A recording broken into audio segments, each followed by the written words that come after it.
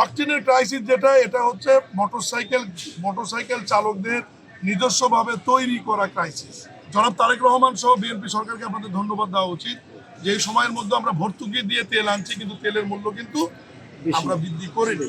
আগামী 3 মাসের একটি পরিকল্পনা সরকার হাতে নিয়েছে।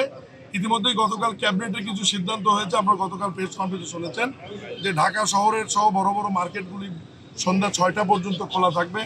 অফিসের টাইম সীমা 9টা থেকে 4টা করা হয়েছে। স্কুল কলেজের ব্যাপারে রবি সোমবারের মধ্যে একটি সিদ্ধান্ত আসবে এবং মাননীয় প্রধানমন্ত্রী সহ মন্ত্রী এবং সচিবদের আমাদের চলাচলের যে তেলের বরাদ্দ, এটি 30% কালকে বাতিল করে দেওয়া হয়েছে। এর বাহিরেও অনেক বিষয়ের মধ্যে আমাদের সাশ্রয় করার মতো যা যা বিষয় আছে, এগুলো গতকাল অনেক সিদ্ধান্ত হয়েছে। আমরা চেষ্টা করছি, তবে আপনাদেরকে বুঝতে হবে যে যুদ্ধ তো আর আমরা শুরু করিনি।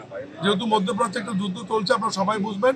তবে জনাব তারেক রহমান সহ বিএনপি সরকারকে আপনাদের ধন্যবাদ দেওয়া উচিত যে এই সময়ের মধ্যে আমরা ভর্তুকি দিয়ে তেল আনছি, কিন্তু তেলের মূল্য কিন্তু আমরা বৃদ্ধি করিনি।